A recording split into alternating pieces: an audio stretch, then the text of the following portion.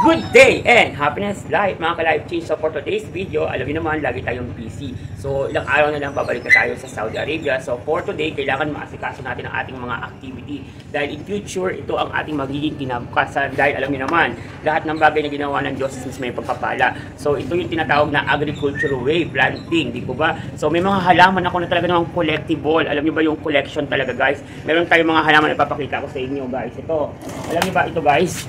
Yan. So, nagsimula tayo sa isang mga puno lang, tapos nagkaka-baby siya. So, isa-isa natin siyang tinatanggal. So, pag tinatanggal natin sila, syempre, lalago na naman sila. So, magpupugas uli ng another mother plant. So, ito yung mga kinat natin before. Yan, from 1 to 4. At ang lalago nila guys, yan, no? Diba? Ang lalago niya. Ito yung mga tinatawag na mother planting. So, dito tayo kumukuha ng mga baby. Asan yung mga baby? Ito, pakita ko sa inyo.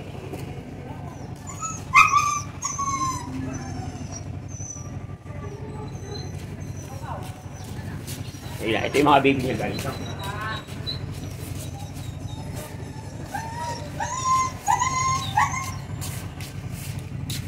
So yan guys, meron tayong 3 baby.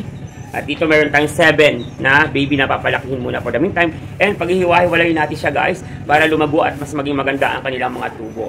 So yan yung ginagawa natin. Kumbaga from mother plant to baby, tapos i-scatter lang natin para siya ay dumami. So ano pang hinahantay nyo? Pwede rin kayong mag-buy sa akin guys. Online, bibigyan ko na napakalaking discount guys. So, sa mga baby na to, pwede na po ang 25 pesos.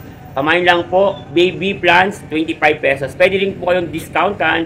Bibigyan ko kayo ng 5 for 100. Okay? Sa mga unang order pa, unahan na lang. O, diba? Ganun. Tapos, ayan. Marami pa tayo guys na mga special plants from 1 to more. Okay? From 1 to more. So, meron tayong oxygen plant guys sa mga kwarto ninyo. Ito guys, oxygen plant tayo sa mga kwarto ninyo, okay? Ito guys, maganda to sa room, air purification. Ang tawag ito snake plants. At take note, mabenta rin to sa mga nagpa-flowering shop. Kasi itong mga cutted leaves na to, ginagamit ito sa mga florist. So, malaking tulong ito sa mga florista dyan, okay guys? So, meron tayong oxygen indoor plants, okay? Snake plants. So, ayan guys, marami tayong baby nito. So, nakapapulos tayo, ito ang dahil. Pakita ko sa inyo guys yung mga baby niya. Ito, lahat, baby nila, oh. Going to mother plant na siya, guys, oh. Yan, baby 1, oh. See? Pagka gusto nyo umorder, guys, you can contact me. Bigyan ko kayo ng malaking discount kasi mag-start lang ako ng 25 pesos, okay? Baby plants, yan, oh, kitang-kita, guys, may mga ugat na. Yan, oh. Lilipat ko na lang siya. So, after nito, pwede na natin palaguin. And soon, alam niyo na, ito magiging future Lolo's Garden, sa Garden Cafe, okay? Mga simpleng halaman, pero talagang mabenta to. Masalo sa mga may condo. So, kailangan nila ng air purification. Hindi na kailangan mag-electrical. Pinabibiling mamahalin pa. 25 pesos lang. Meron ka ng tinatawag na air purification sa iyong bahay. O, so naghahanap ito guys. Ito guys, mga baby na to. O, yan. Ganda ng leaves niya, diba? O, mga baby na to guys, going for transplanting. Okay? So, lilipat na natin siya para lalo siyang lumago. So, saan ko kinuha to? Lahat ng halaman ko guys is galing lang sa isang puno na pinalago natin ng madami. So, pakita ko sa inyo ngayon ang ating mini garden. So, ito yung mga ginagawa natin guys pagka nandito tayo sa Pilipinas. So, ito.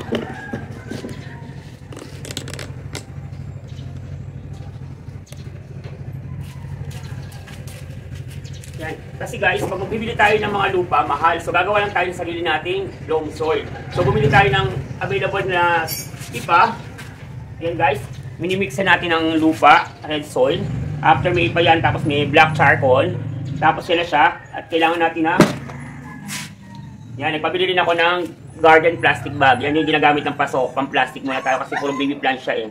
So papalaguin muna natin siya. So dito mag-mixture tayo. So ito na, yan, dito tayo nakaready ng ating soil mixture. Ito, mamaya lilipat natin sila sa pagtatanim. So let's go, dito naman tayo sa kabila. You know? Kung makita nyo, dahil tag-ulan guys, oh. Tingnan nyo guys, oh. Ito yung mother plant niya. Tapos dito tayo kumukuha. Tapos may chichirika tayo, ayan. Meron din tayo snake plants na gumagapang, ito. Yan. So marami na tayong na-invest na mga halaman na isa lang from 1 to more. Yan guys, oh.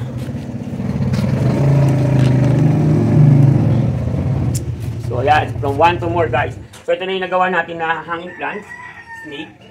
Yan, tapos ito pa, ililipat din natin kasi nanganak na siya guys. So, ang dami na ng baby. So, all we need to do is to transfer this one. Kailangan mapalago natin sila para magkaroon tayo ng variety. So, kung meron tayong example, isang puno, ayan, from 1, tapos magkaroon na siya ng 1, 2, 3, 4, 5. 5 babies na ililipat natin guys. So, ayan, tiger plants. Yan, di ba, lusog ng ating tiger plants. Yan, at marami pa ito mga hanging plants. So, talagang makakapal yung mga dahon niya guys. Ang gaganda ng mga dahon niya. Kasi naalagaan siya ng ulan. Natural natural water, ulan. Ulan talaga ng paganda dito sa ating mga halaman. Siyempre, siguro sa pag-aalaga rin natin, dinidiligan natin sila ng hugas ng bigas. Tapos, in-sprayan natin siya ng fish amino acid, yung pinagkatasan ng isda para lalong gumanda yung mga dahon niya. Kasi alam niyo naman tag-ulan, so malaking tulong na rin yung rainwater kasi meron na yung minerals and vitamins. So ayan guys, so ayan yung mga ginawa natin, nakahangin na. Ayan, hanggang ibaba, buhay na lahat yan guys, yung mga tinanim natin, tinusok lang natin dyan, okay? Hindi mawawala ang oregano. Hindi mawawala sa ating pananim ang oregano kasi insect, ano siya, pantaboy sa mga insekto. At napakaganda rin yan sa ating katawan, di ba, yung oregano leaves. Maganda yan sa sipon, at sa alaga natin mga hayop, manok. So, nagagamit natin siya for protection, antibiotics na natural. So, ayan guys. So, mamaya samahan niyo pa ako dahil magtatanim po tayo. Ito yung mga tatanim natin, di ba? Ayan guys, from mga baby plants ko yan, ha. Yan, galing sa mga baby plants natin. So, i-scatter natin sila. In time and in future, sabi ko nga po sa inyo, in time and in future, ito yung magiging tawag natin na garden cafe. Itong mga halaman na ito gamitin natin sa garden cafe. Kasi hindi pa naman tayo nakahinto. But for the meantime, sisimulan na natin silang alagaan. Para in future, sabi nga natin, kapag may tiyaga, may nilaga. So kailangan lang natin dumiskarte, di ba? Kasi yung mga yan guys, pag binenta po natin yan sa market, ang bawat isa niya, naglululan niya ng 150, 200, 250. So kung ikaw mismo yung may-ari, pwede mo siyang ibaba ng presyo.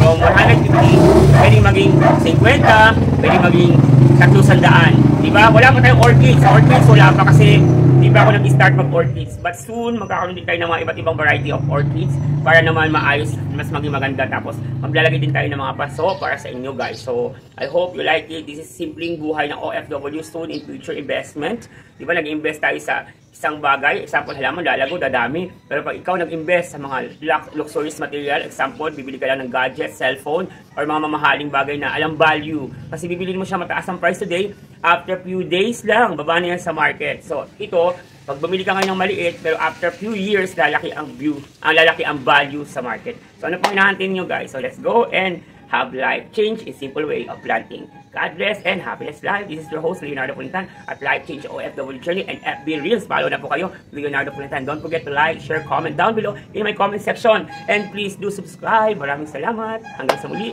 Bye-bye and happiness life.